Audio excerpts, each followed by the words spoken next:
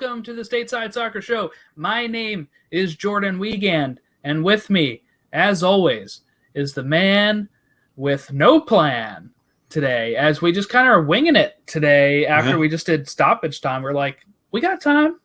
Let's do it. Logan Stone. How's it going? Yeah, I'm You're often still wearing a man. the stoppage shirt. I am. Please don't listen. No, I'm kidding. Yeah, go ahead and listen. If you like Premier League, which I know a lot of you do out there. I've seen you like my tweets. Our tweets, sorry. I am a man with no plan, and I often get fired for it. Yes, on FIFA. I think it says that on the back of the shirt. But the beautiful game with no plan. Right? We are talking MLS transfers and the action that happened midweek and on the weekend this week. So let's not waste any more time. We're also going to talk some Leagues Cup, which is leg ones are starting on the 10th. So that's the day that we're releasing this episode, is August 10th. So yeah, let's go ahead and get to it here. As this could have broke during stoppage time, but Roma have agreed a fee with Chelsea for Tammy Abraham. Okay, there you go. There we go. Not MLS related, but something related to our stoppage time. Okay. So here we go. We're going to talk. Let's start with the games, I guess. So we're going to start with the games. And this week had a bunch of games. We had the midweek games. And we had the I have to go back a step. Okay. And then we had the if it would load, we had the games on the weekend. Why is this taking so long? Okay. We had games. Yeah. So Wednesday, we had the Revs hold on with Nashville for a draw 0-0 at Gillette Stadium. That was one of the ones I think we said to watch out for, right? Yeah. We had the Crew lose to DC United 4-2 in Columbus. We had Montreal draw with Atlanta to Atlanta's favorite scoreline of 2-2. We had the Philadelphia Union strike back. They beat Toronto 3-0. Chicago drew with NYCFC as Chicago continued to be climbing up the charts here like a hit singer would. I was going to go for a topical reference, but I don't know what kids listen to these days. New York Red Bulls 0, Cincinnati 0. Orlando draw with Miami 1-1. Austin got a win over Houston, 3-2. And you think that would calm the Austin fans down? No. Wait until the weekend. Seattle won, Dallas won. Dallas been putting on a good run lately. We'll talk about that in a bit. Galaxy won over RSL. Kansas City beating LAFC 4-1. And then Portland drawing with San Jose 1-1. Then on Saturday, we had Cincinnati and Orlando draw as Nani came onto the pitch and scored a goal. Columbus loses 2-3, 3-2 to Atlanta in Columbus. That's a very tough stretch there. And Atlanta just gets past that 2-2 scoreline that they love so much, as Atlanta score late in the game here. No, they didn't. Never mind. I was misremembering that. But they scored in the 65th minute, 3-1.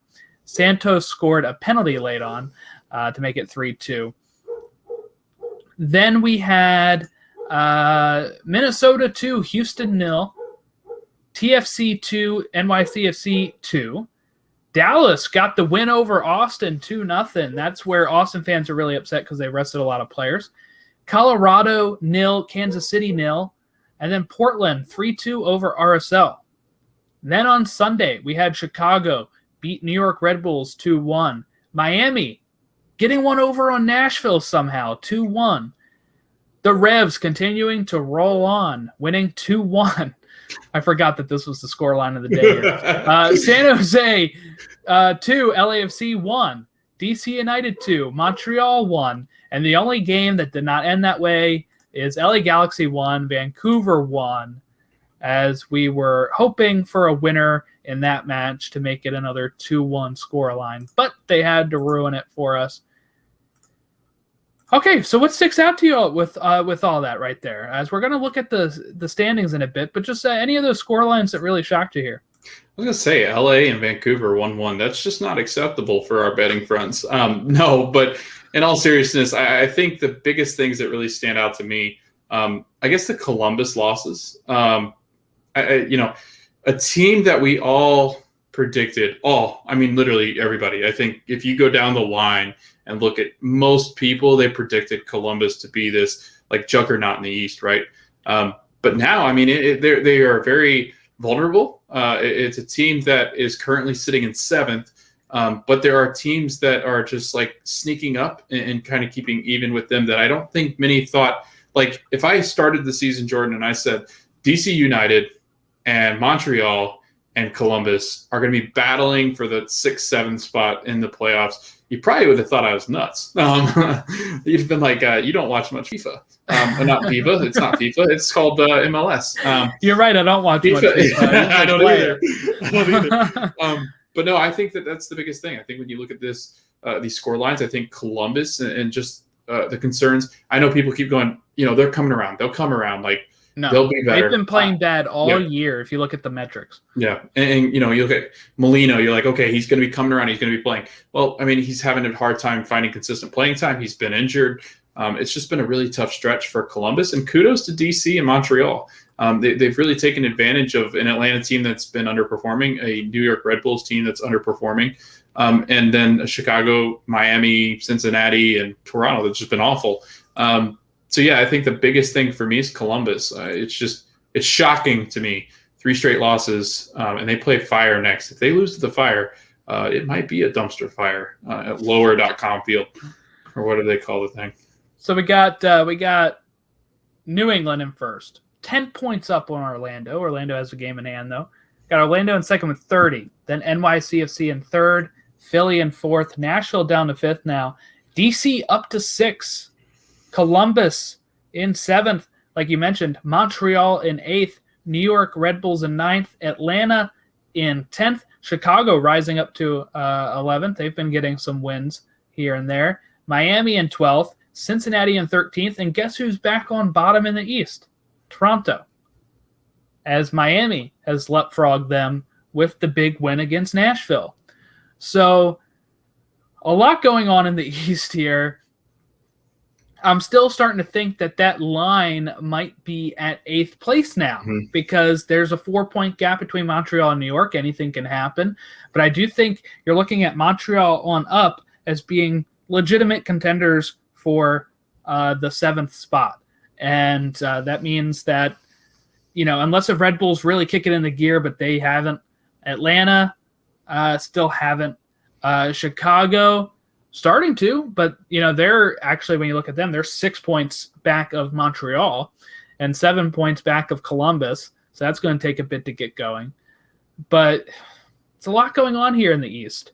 I would agree with you. The Columbus ones are a surprise because we all thought that they would be, everything in the offseason, we're like, oh man, this team that just won and was close to winning Supporter Shield and all this stuff, that they were not far off of that. They win the MLS Cup. Then they sign Kevin Molino. They add more players to their team, and you're like, how are they not going to run away with the East? But who have we had running away with the East? New England. That's MLS for you, I guess, right? Yeah. We thought it was going to be the team in 7th, and it's the team in 1st. And if we look at the gap between 7th and 1st, it's 16 points. 16 points between Columbus and New England.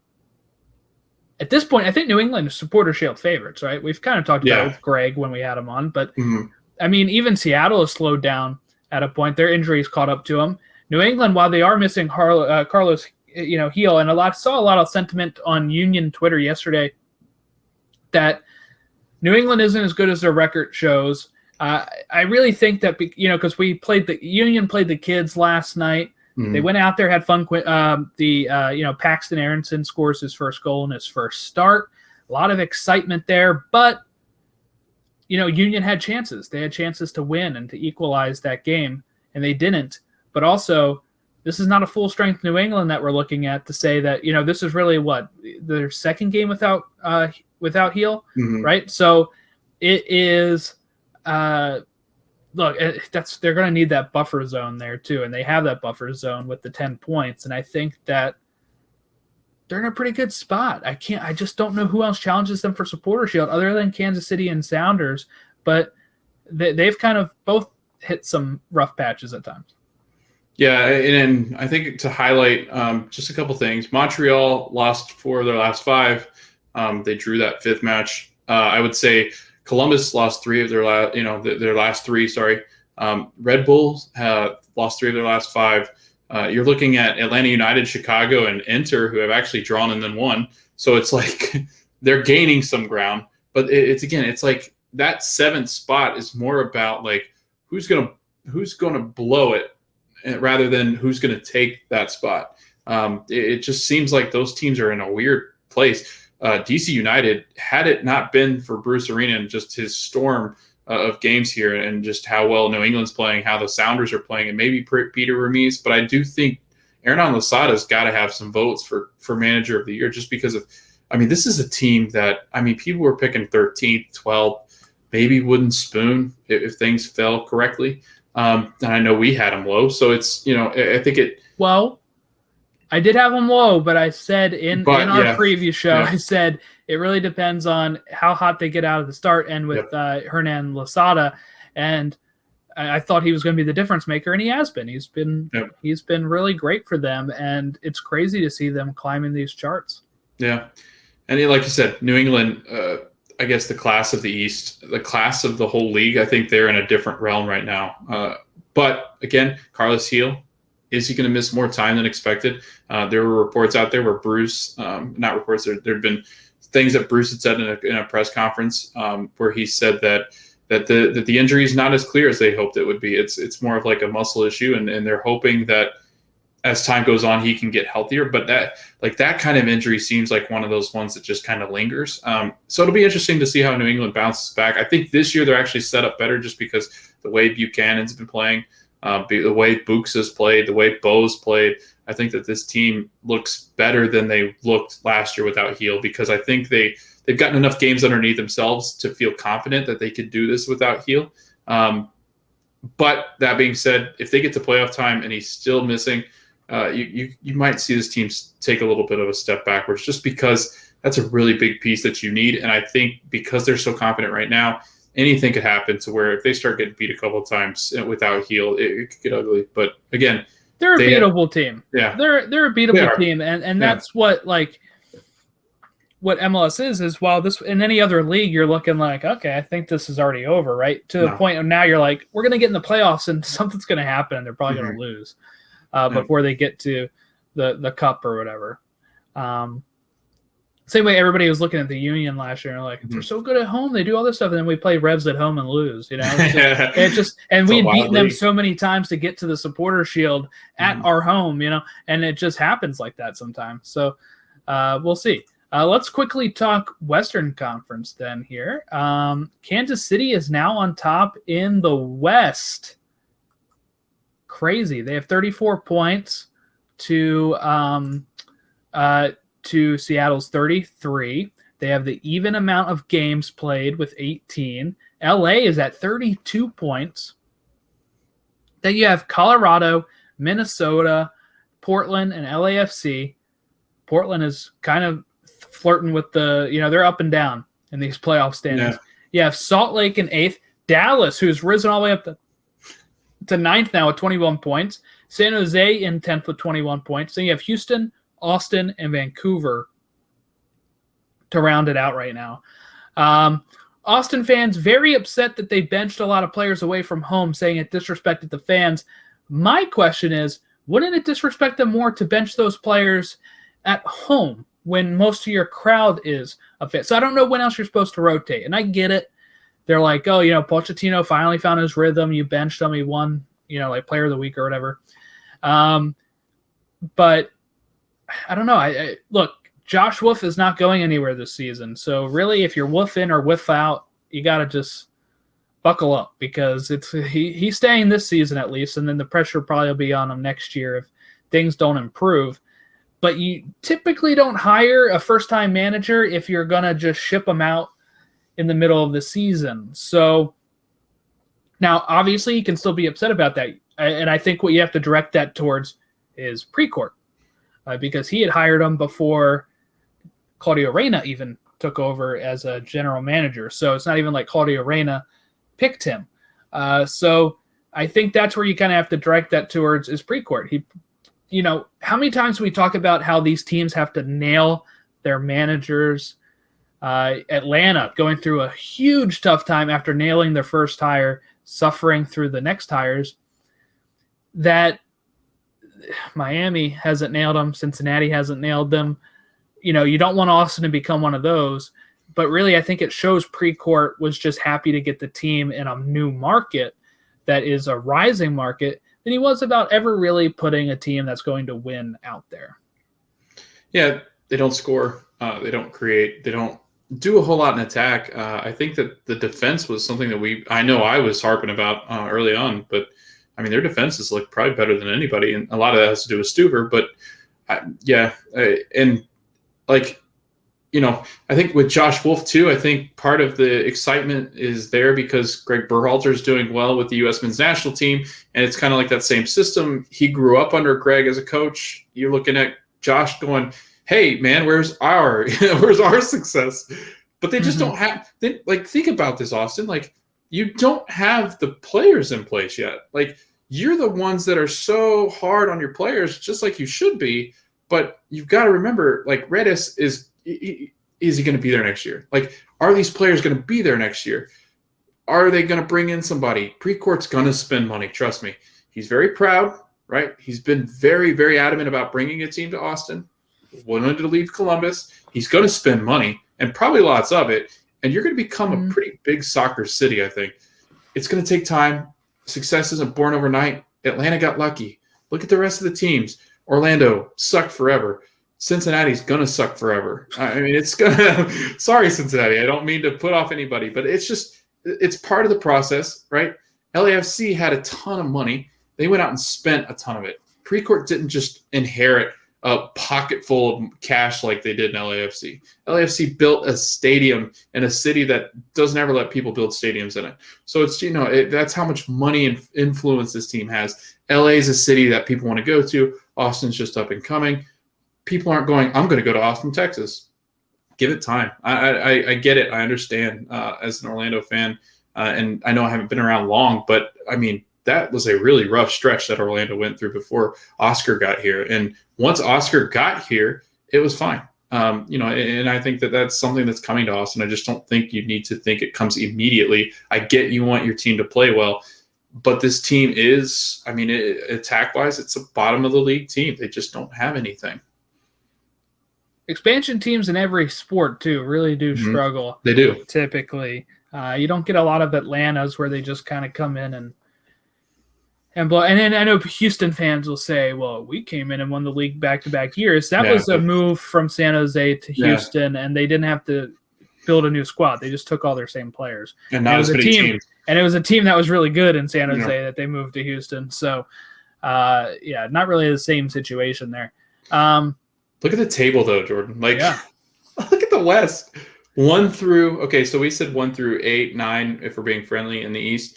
This table is, like, realistically, if you look at the spots between 4 all the way down to 10th, they could literally interchange with each other. They've been interchanging. We've had Salt Lake in the top. We've had San Jose in the top at some point.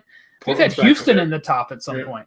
But – and then we've had Portland back up there when they were down for a while. Minnesota was at the bottom in the first 4 weeks.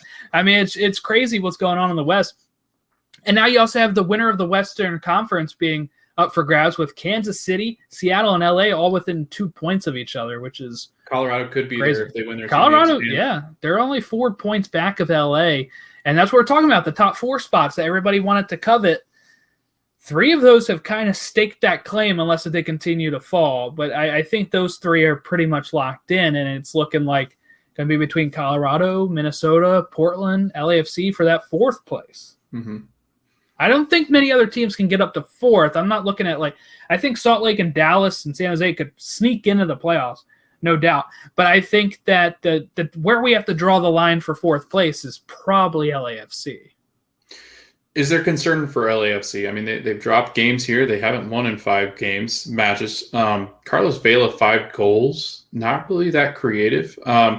I will say they create big chances. They're second in the league in big chances with 43. That's right under the Revs, and the Revs have scored boatloads. Their average possession, which Bradley likes to play, I mean, they're 4th in average possession. I mean, I know you can't really take possession there, but you've got shots on target, they're 5th. They seem like a team that's good in attack. I guess the issue is trying to keep that goal differential. They're -1 in the goal differential. They don't really defend that well.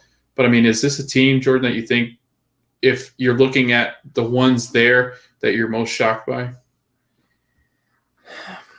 I mean, I guess I'd be lying if I said no. I mean, we had them both in second place. Yeah. But with the way that it's been working out this year, I'm not surprised that they're in 7th.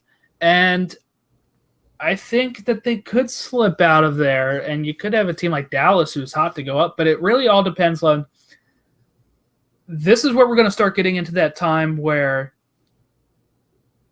things can propel you or not, right? Like when we look at when Schmetzer came into Seattle, it was in July or August of that year, and they go on to win MLS Cup in 2016, and it's one of those.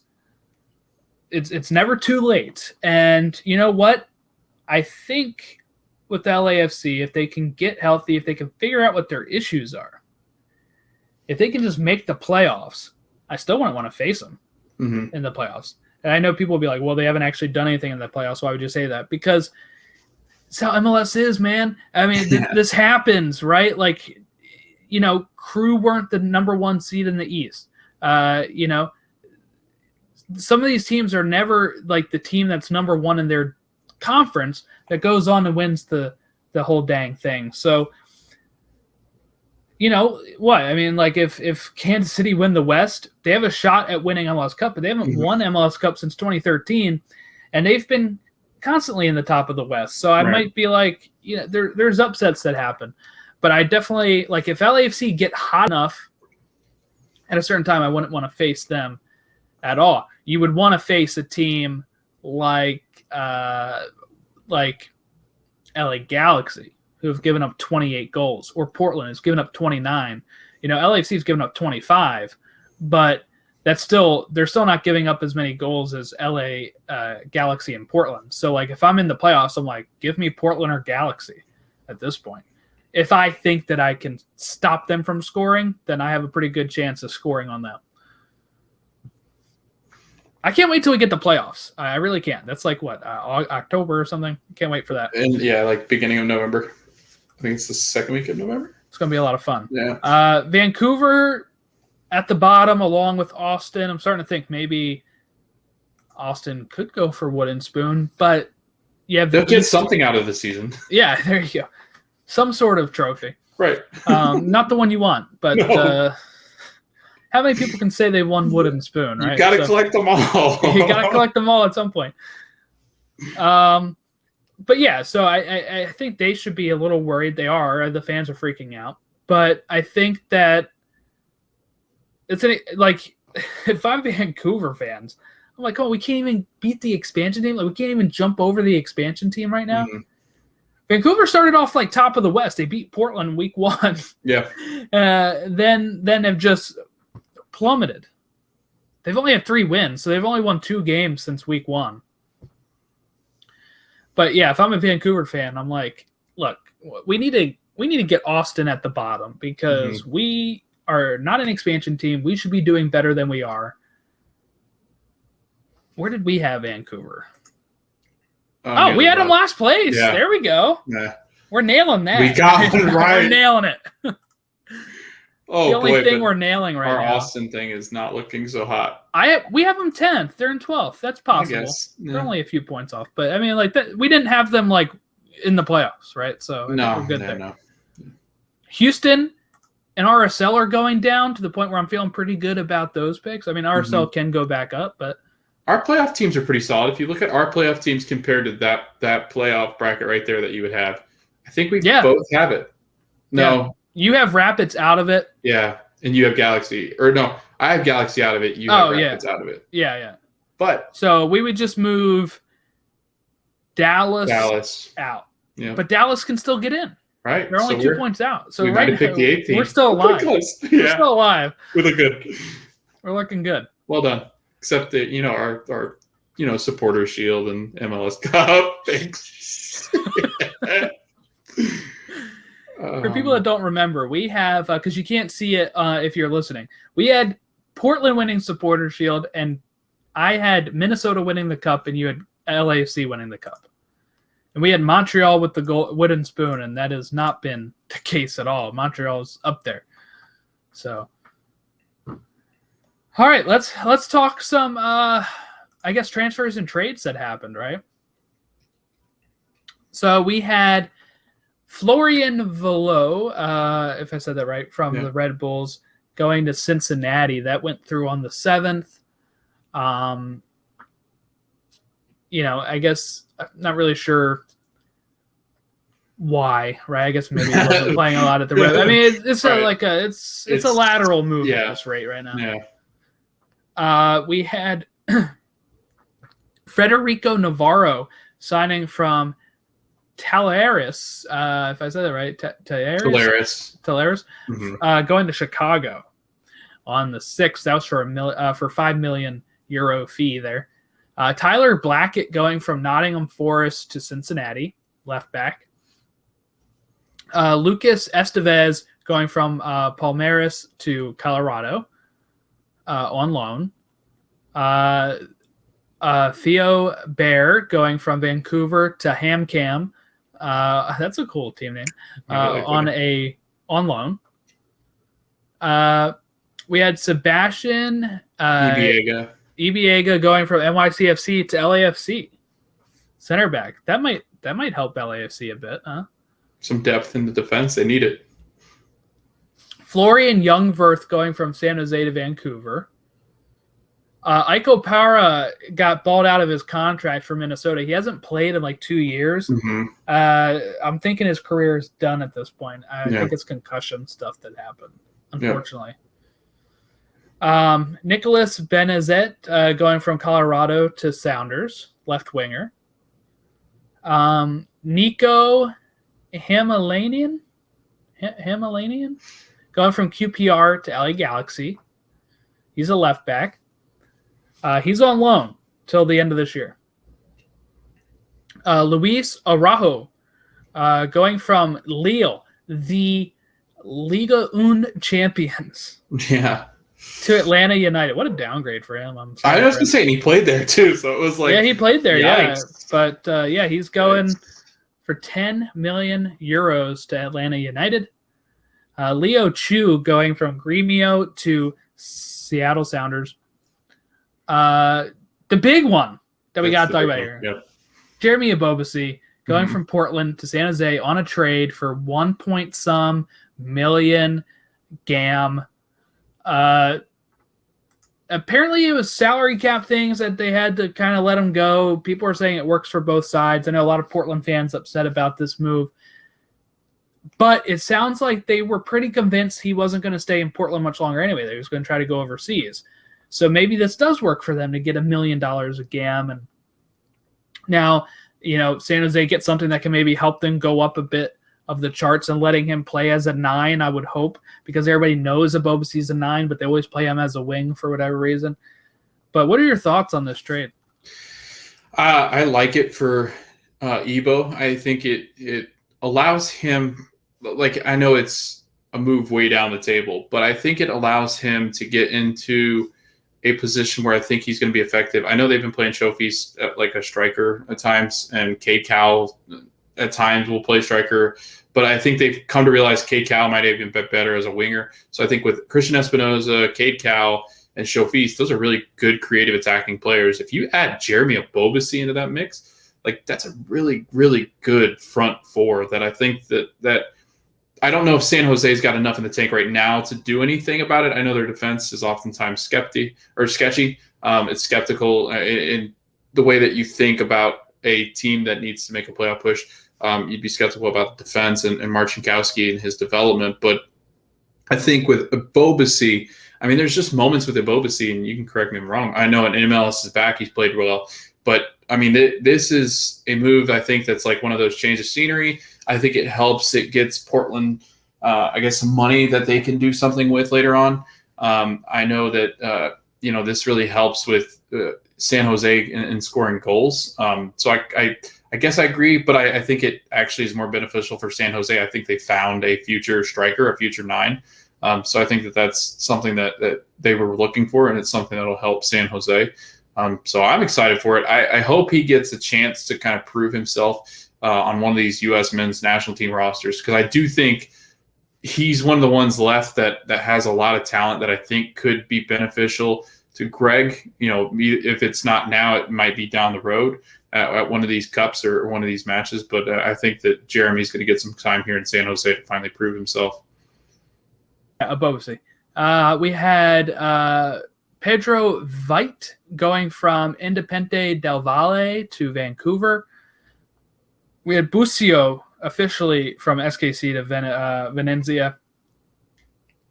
Jose Mauri from Talleres to Sporting Kansas City. We had Houston loaning Bizama out to Charlotte Independence. We had Cartagena selling Carrasquilla to Houston on loan. Frankowski from Chicago, he scored against the Union, and then he shipped out the Lens over in France.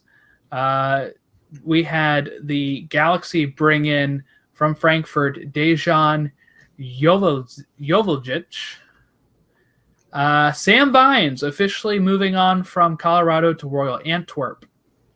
And that catches up to the Tyler Freeman that we talked about. But Corey Baird also going from LAFC to Houston, as he went from RSL to LAFC in the offseason. So he's still having some difficulty finding his place in this wide world. But anything you have to say about these transfers or trades? No, I think, it's a lot of teams making moves. I don't know enough to speak on a lot of these guys, but it seems like teams were – it's kind of like the baseball thing where they got really in the need to just spend money, and they were spending money and like, all right, let's see what happens. I think the Ebobisse is the most eye-catching just because it's MLS, and I think it's actually got one of the better, upsides to a trade. So overall, I think it was a decent trade deadline. It wasn't like anything crazy, that transfer window ending, but it'll be interesting to see what Jeremy does. Yeah, that's the big one. That's the one to look out for there. All right, so let's talk Leagues Cup, because that's coming up this week. Tonight, the day that this is going out, August 10th at 8 o'clock, Sporting Kansas City versus Club Leon. That's on ESPN2. So you can check that out. Seattle versus Tigres at 10 o'clock on ESPN2 as well. Both of those games are here in the U.S., Children's Mercy Park and Lumen Field, respectively.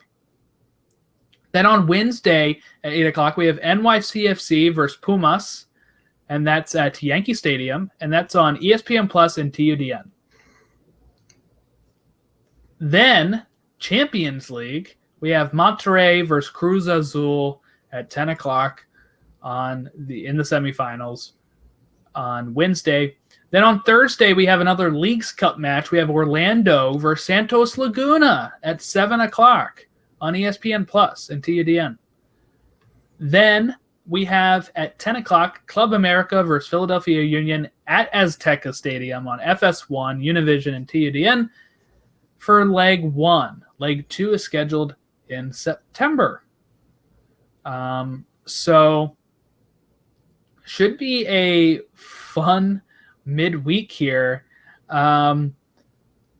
what's your thoughts here? This is your first time watching the League's Cup, right? So Orlando qualified for it, and they're going to face Santos Laguna.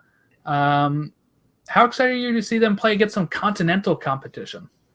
I was going to say, it's exciting just because we don't have the U.S. Open Cup. So it's like, give me something to watch that's interesting. And I think, and especially coming off of like our run through Gold Cup and different competition league or Nations League, seeing our teams in the U.S., especially because it's a lot of our American guys still playing, international competition and against teams that have historical backgrounds in their own countries and their respective countries. And I think, it's exciting for us. It's exciting because, it's happening down in Exploria. I'm sure it'll bring a lot of fans in, but it just, mix it up a little bit. It gives us a different competition. I think, our MLS teams, unfortunately, I think we struggle a little bit because I think we're all in kind of a weird phase as far as, rest. I know there's a lot of teams battered with injuries that are playing midweek and even in this cup. So it'll be interesting. I'm excited to see what some of these continental teams have, but I think it'll be a rough sledding for the MLS.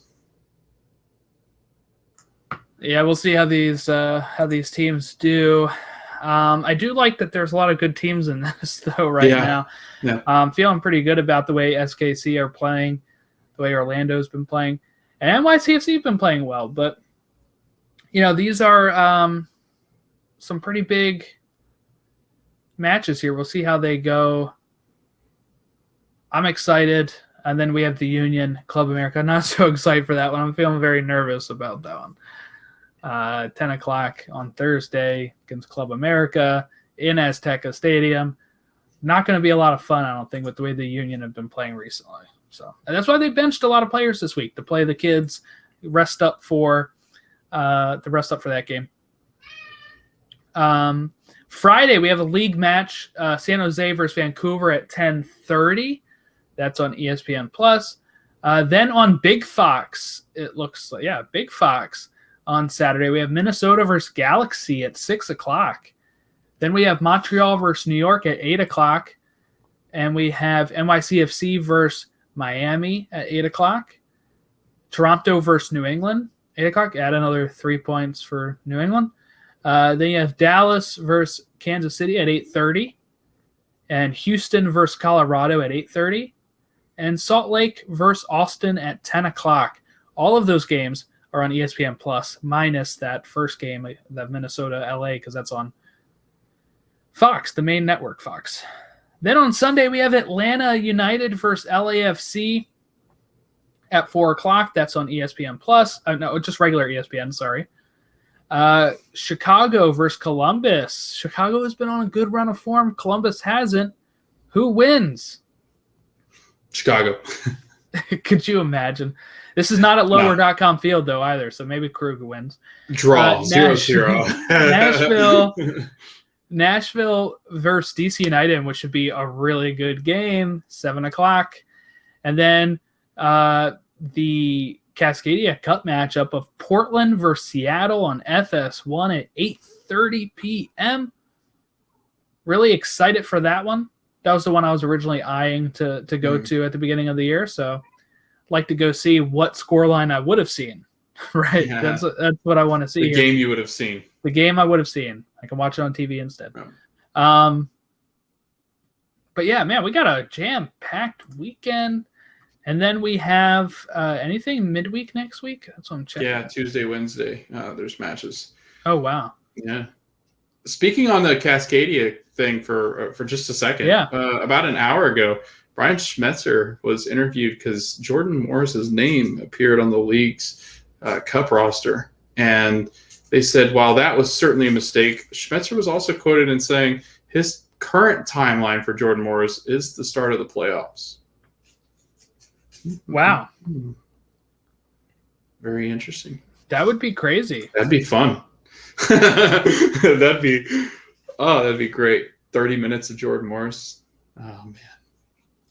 Could you imagine? And you know what's great, too, is it'll be kind of going into that winter swing of games for the U.S. I know Greg will probably not call him in, but I don't know. It still gives him a chance. I always want Jordan to get a chance just because he was well on his way to playing a lot this summer. And I think, with the way that he played last season and not getting a chance to kind of show what he can do, which is unfortunate because I do really think Greg would have called him in, and I think he would have got a lot of time.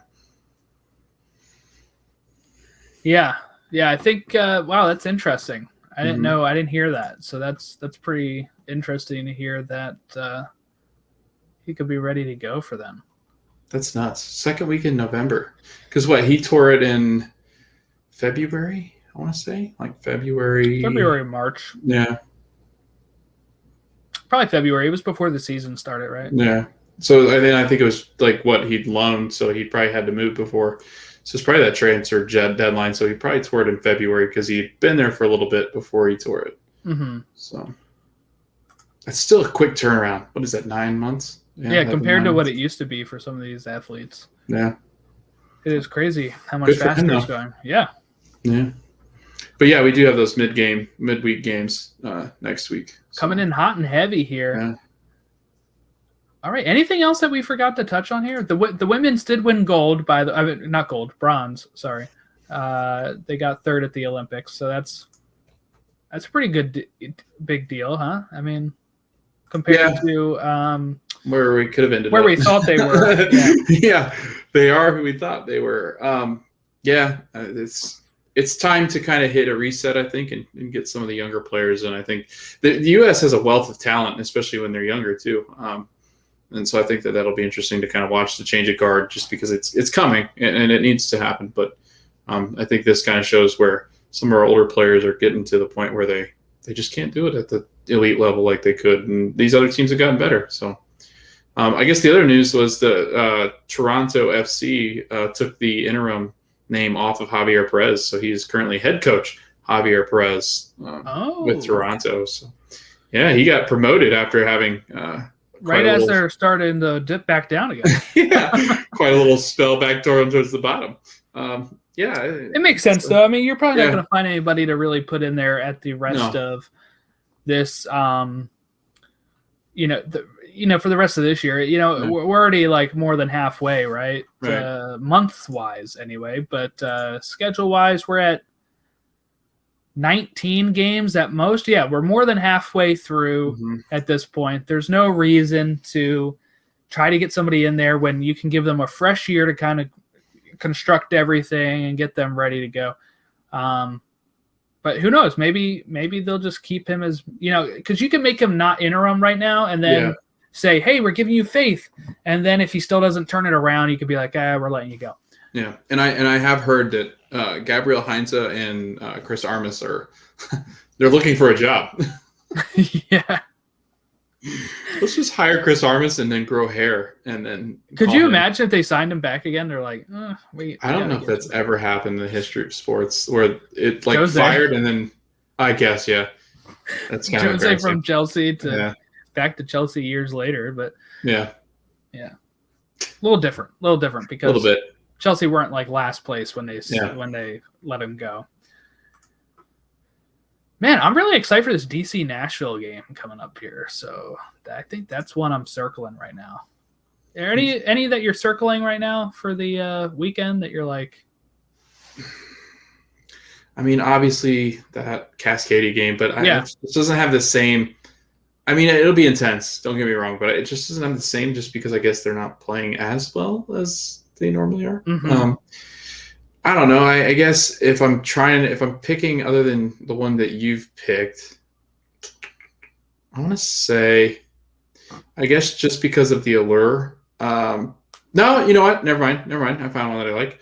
I like the Kansas City-Dallas game. I like the way Dallas has been playing, and with Sporting Kansas City on fire, kind of interested to see those two collide with each other. Just because I think they're both playing well. They're both in great form, and I think. Dallas has found something without Tanner Tessman, man. Big ups to Tanner, just absolutely clogging up the system there. but it should be exciting. I just want to see if Kansas City can continue to play well without Puccio too. Like, I'm really interested to see how they perform without him, and if they can kind of keep this run of form going. Something tells me Peter Vermees is one of those guys that can keep it going. So. Yeah, I think so too, because Busio was not a big part of that team even last year. Yeah. So, and they were pretty decent. So, I don't think it should be that big of an issue for them. We'll see though, right? I mean, plus they got Jimmy Mack and Daniel Kuzer.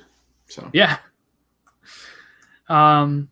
Thanks for them for jumping on last week. We had a solid episode last week, so it was good. So solid, you might need your bidet. Your bidet. And if that doesn't get you, well, I guess we can't say that other one because we don't have the sponsorship. Yeah, we can't do that. No, we can't. We're open for business, though. We are, and we're looking at you, Einstein Bros. Yeah, seriously. Yeah, they follow us now. Yeah, let's make this happen. Right. If you use promo code Stateside when you're using their mobile app, you get 50% off. Dang. Aren't bagels like $2? I wonder what they would actually do as like a deal, though. I don't know. I feel like we can keep harassing. A free bagel on Fridays after an Orlando shutout. A bagel for the Schlegel. There you go. If you haven't seen our tweet, go over to our tweet. It was a pinned tweet. I don't know if it's pinned currently. I don't know. But we're not getting the 10,000. No, but if you go to our media section where we post pictures and stuff on Twitter, you can find the tweet and then you can kind of trace that back. We got to 80 something and I'm like 10,000 is a lot. So I don't know. Maybe we can haggle for a coupon or something, Jordan. Maybe a free Einstein Bagels coffee mug or something. At least get one of ours. Yeah. Yeah. Just pick us up, Einstein. Could you imagine? That'd be a huge sponsorship. Einstein Bros, if you're listening, please help us. No, I'm kidding. I won't beg. Not listening. Okay. No. Let's go ahead and wrap it up, right? We good? Yeah, we're good. Just hungry for a bagel now. On Twitter, you can follow us at Stateside Show, Instagram at Stateside Show, Facebook.com/Stateside Show. Email us statesideShow@gmail.com or follow the link tree. You can find our YouTube there if you want to give a shot at watching this instead of listening to it. We are a lot prettier than we sound. For the sight gags, right? And that was wild. I think I just had a stroke. And so that's it. Thanks for checking it out with us, and we will talk all these League Cups, Champions League, and weekend action next Tuesday. So thanks for listening, and we'll catch you next time.